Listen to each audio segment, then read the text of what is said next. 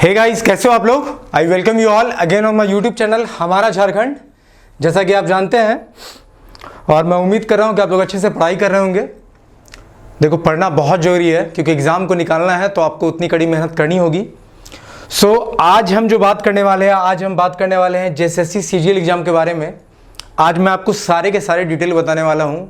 Exam कब होगा, seats कितने हैं, इसकी उम्र सीमा क्या है, जिन्होंने पहले रजिस्ट्रेशन कर लिया उसका क्या होगा, फिर से फॉर्म आने वाला है, नोटिफिकेशन आने वाला है, नियोजन नीति के तहत क्या क्या बदलाव हुए हैं, एग्ज़ाम के पैटर्न में क्या बदलाव हुआ है, और इस एग्ज़ाम को निकालने के लिए हमें सबसे इंपॉर्टेंट क्या करना है कि हम इस एग्ज़ाम को क्रैक कर सके। आप देखो, 2022 की मैं बोलूँ तो ये सबसे बड़ी वैकेंसी आने वाली है झारखंड में और सीटों की संख्या बहुत ज़्यादा है। सो जो लोग प्रिपरेशन में अपने आप को लूज़ रखे हो, जो लोग अच्छे से तैयारी नहीं कर रहे हो, जो लोग सोच रहे हो कि टाइम आने पर तैयारी करेंगे, वो सब सजग हो जाओ, ठीक है। इतनी बड़ी वैकेंसी दोबारा नहीं आएगी। It's like an golden opportunity for you and this is my channel and me हमारा Jharkhand. Those who have not subscribe to my channel, those who are preparing for JPSC, JSSC and all other competitive exams of Jharkhand along with IAS IPS, they can subscribe to my channel। जिन्होंने channel को subscribe नहीं किया वो subscribe कर लो, because हम यहाँ आपको झारखंड में हो रही सारी बड़ी प्रतियोगिताएं, जितनी भी कॉम्पिटिटिव एग्जाम्स हैं, उन सब की बहुत अच्छी तैयारी करवाते हैं। And this is me your mentor and guide. So चलिए, विदाउट वेस्टिंग इन टाइम हम आज के अपने टॉपिक पे आते हैं, जो कि है जेएसएससी सीजीएल, झारखंड सचिवालय।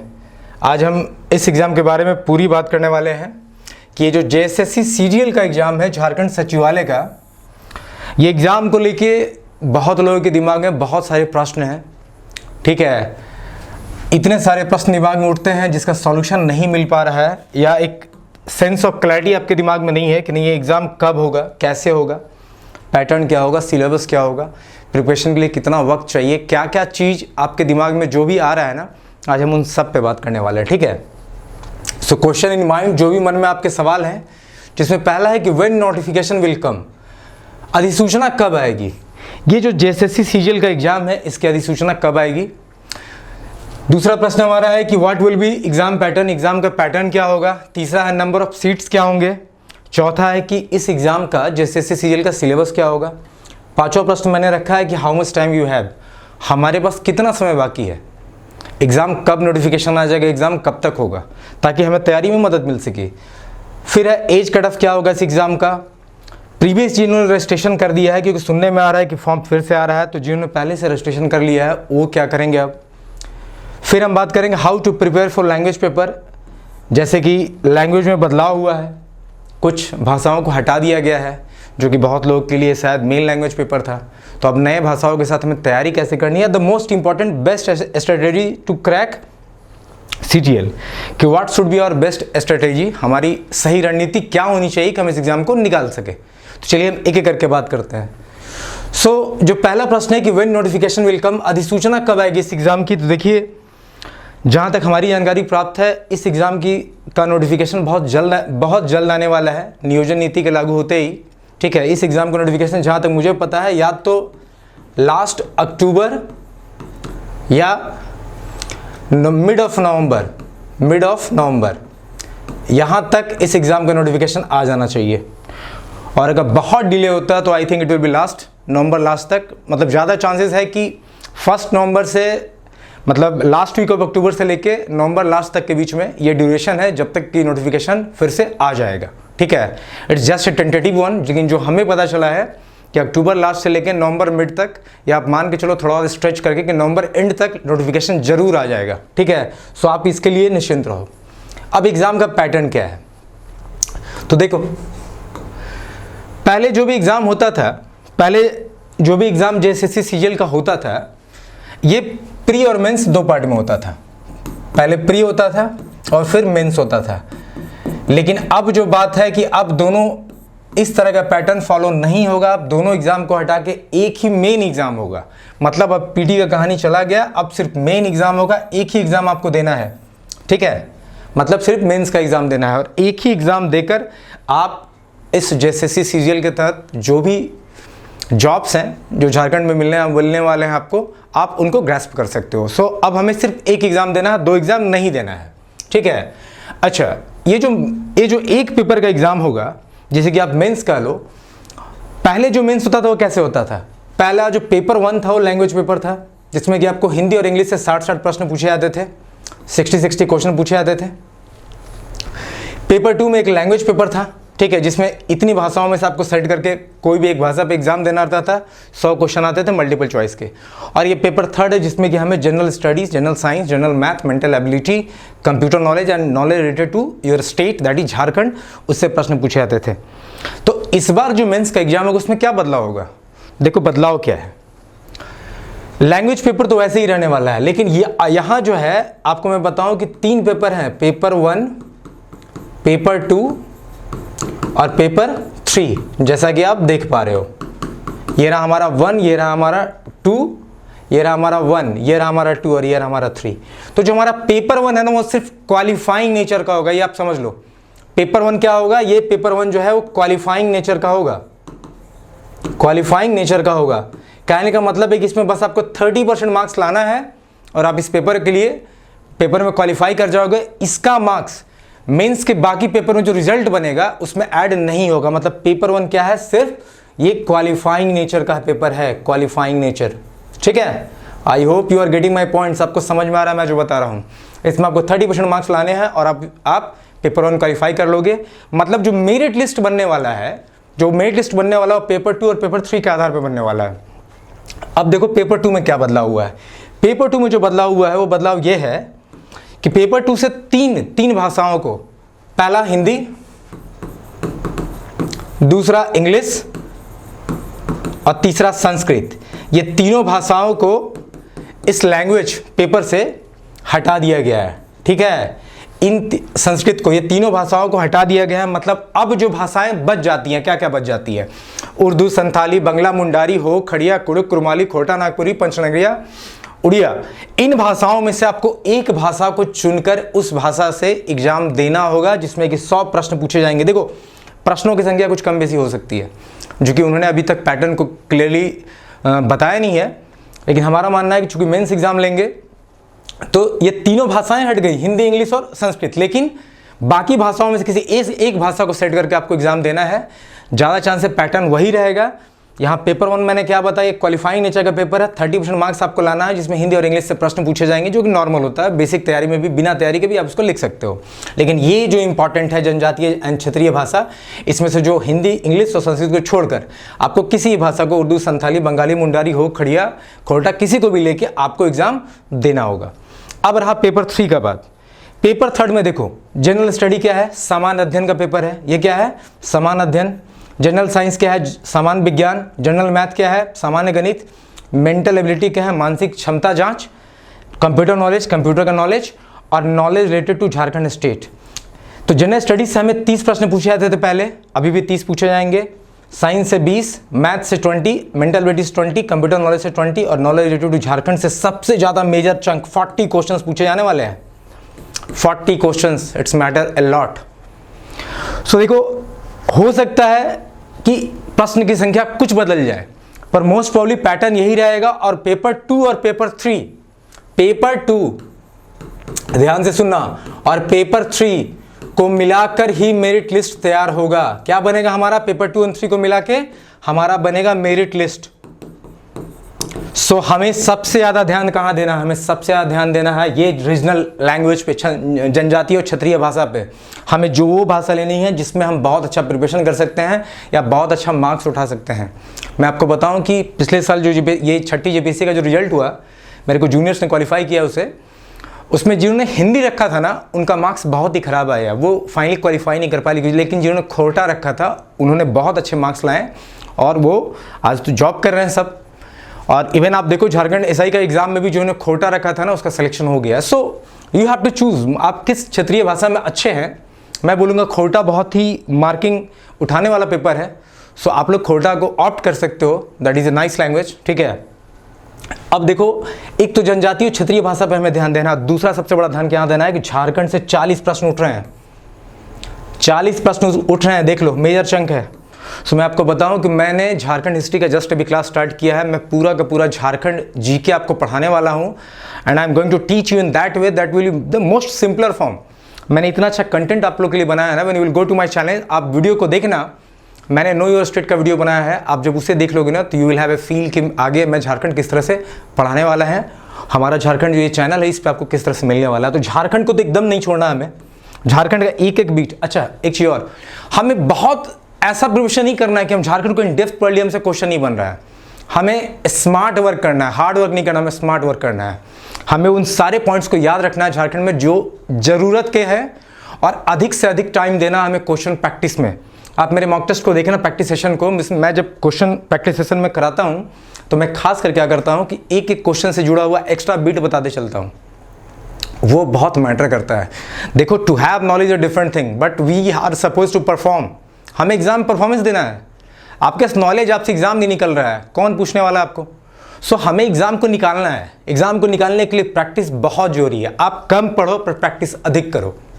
हम शॉर्ट एंड प्रिसाइज करेंगे, पढ़ेंगे और प्रैक्टिस अधिक करेंगे। सो ये पूरा का पूरा पेपर मैं आपसे पढ़ाने ही वाला हूँ। बहुत जल्दी हम अपना कोर्स भी लॉन्च करने वाले हैं, लेकिन अभी मैं आप लोगों को झारखंड जी के पूरा का पूरा पढ़ाने वाला हूँ। झारखंड हिस्ट्री मैंने स्टार्ट किया, एक लेक्चर मैंने दे दिया है, आज रात तक उसका दूसरा लेक्चर भी आ जाएगा। सो मेरी ये सलाह है कि आप जनजातीय क्षेत्रीय भाषा को और इस पोर्शन को अच्छे से पकड़ के रखो, खासकर इसको, क्योंकि मुझे लगता है कि सिलेक्शन फैक्टर बनने वाला है। क्षेत्रीय भाषा का जो ज्ञान है वो आपका सिलेक्शन फैक्टर बनने वाला है। इस पे तो बहुत लोग मेहनत कर लेंगे, जनरल स्टडी, साइंस, सामान्य विज्ञान, गणित, ये सब लोग बनाएंगे, लेकिन क्षेत्रीय भाषा पकड़ बैठाना मुश्किल है, क्योंकि बहुत लोग हिंदी ऑप्ट करके चल रहे थे। ठीक है, तो चलिए अपने अगले प्रश्न पे चलते हैं। आई होप आपको क्लियर हो गया होगा कि पेपर 1 क्वालिफाइंग नेचर है, हमें 30% मार्क्स लाना है, वो मेरिट लिस्ट में काउंट नहीं होगा। अब पेपर 2 और 3 के मार्क्स मेरिट लिस्ट में काउंट होंगे। और प्री और मेंस में अब एक ही एग्जाम होगा, एक ही एग्जाम आपको सिलेक्शन दिलाएगा। इससे बड़ी अपॉर्चुनिटी नहीं आने वाली है। चलिए हम अपना नेक्स्ट क्वेश्चन लेते हैं। नेक्स्ट क्वेश्चन है कि नंबर ऑफ सीट्स क्या होंगे। देखो, जो पहली वैकेंसी आई थी ना, जो नोटिफिकेशन था उसमें लगभग 1200 साढ़े 1200 सीट थे। अभी मुझे जो उम्मीद है लगभग 1450 प्लस सीट्स आने वाले हैं। कुछ सीट्स ऐड भी हुए हैं, लगभग 1450 से 1500 के बीच में सीट आने वाला है। मैं बताऊं, ये बहुत बड़ी वैकेंसी साबित होने वाली है, बहुत बड़ी वैकेंसी।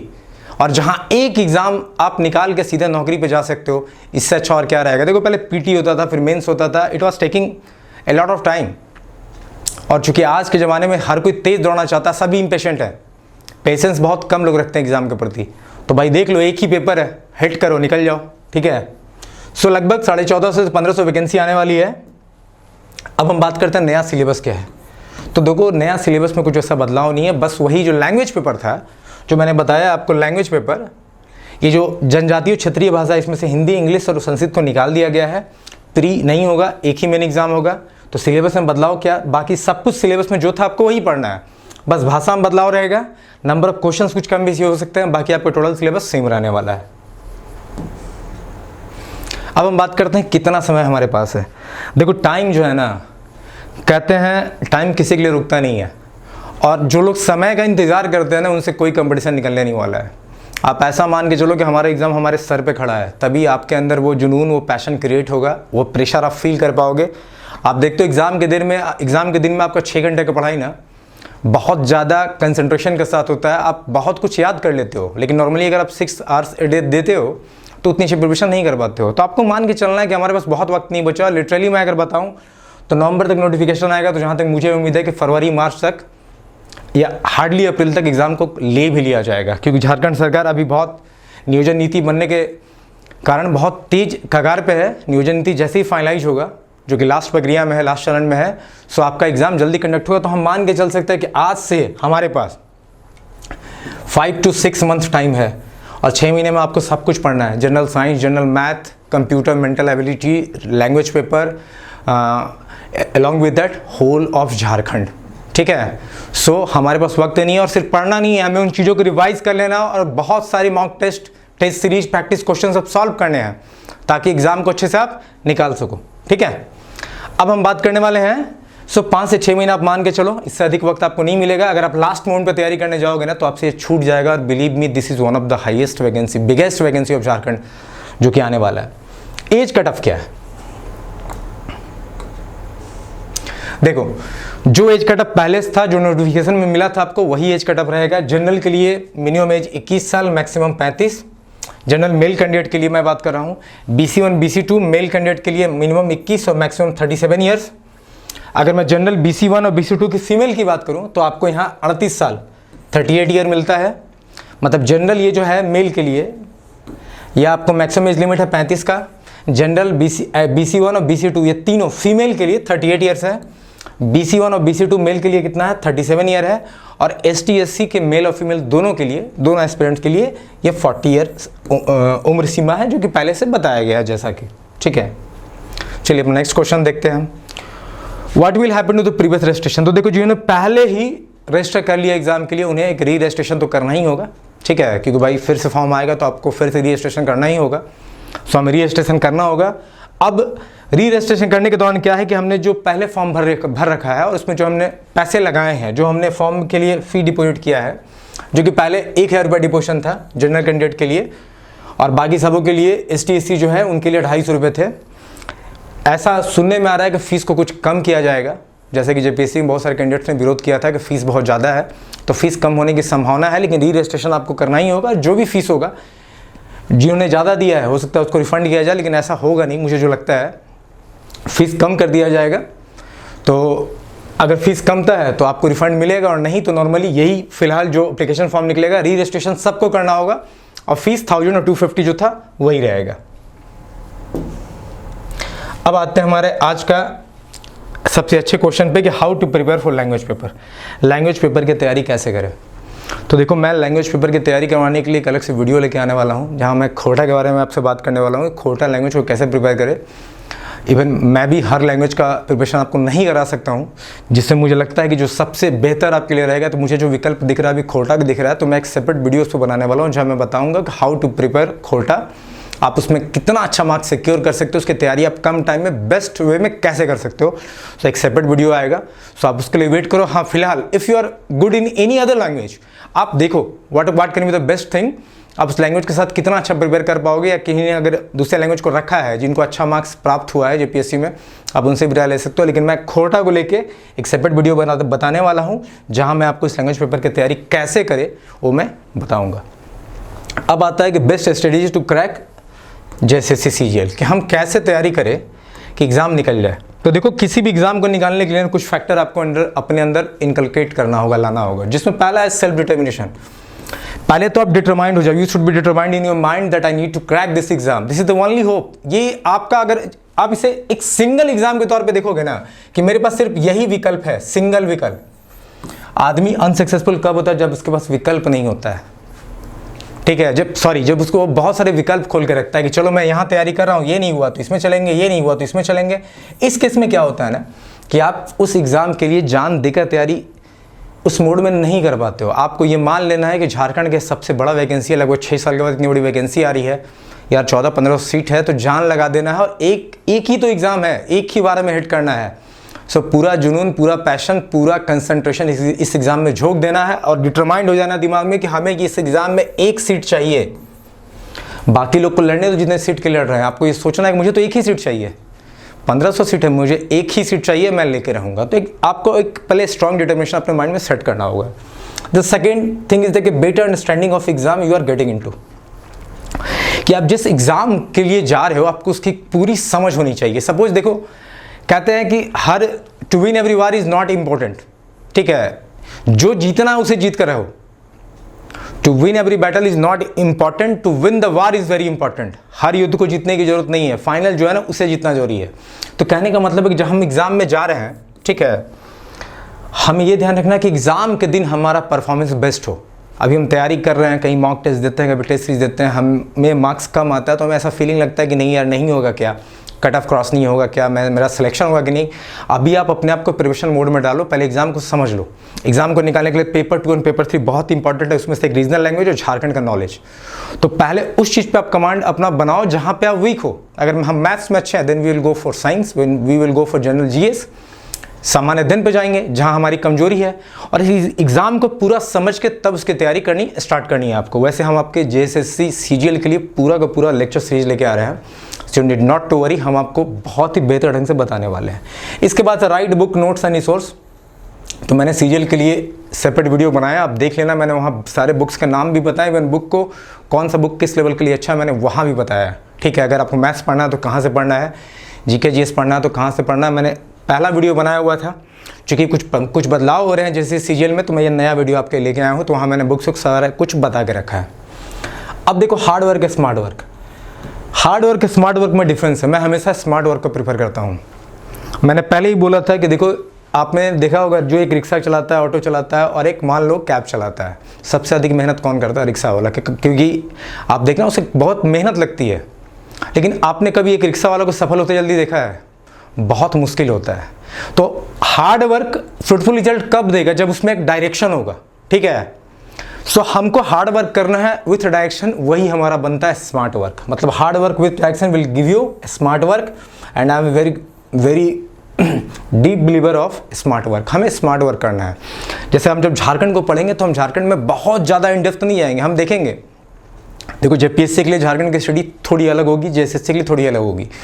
सो हम देखेंगे कि जेएसएससी के लिए कितना रिक्वायर्ड है और उतने सारे पॉइंट्स को हम पढ़ेंगे और साथ में अधिक से अधिक क्वेश्चन प्रैक्टिस करेंगे। वो हुआ हमारा स्मार्ट वर्क पढ़ने का तरीका, ताकि हम एग्जाम में क्वेश्चन को लगा सके। अब right strategy, planning and guidance. देखो गाइडेंस प्लानिंग मैं आपको सब बताने वाला हूँ। सही स्ट्रेटेजी यही है कि आज से ही आप मान लो कि एग्ज़ाम आपके सर पे खड़ा है, तभी आप अच्छी तैयारी कर पाओगे। क्योंकि वैकेंसी बहुत ज़्यादा है, बहुत नंबर ऑफ कैंडिडेट्स भरने वाले हैं। There is a cut throat competition, neck to neck आपको एक एक नंबर के लिए लड़ना है। सो आपकी तैयारी अच्छी होनी चाहिए, आपको अपना पूरा टाइम डिवोट करना है।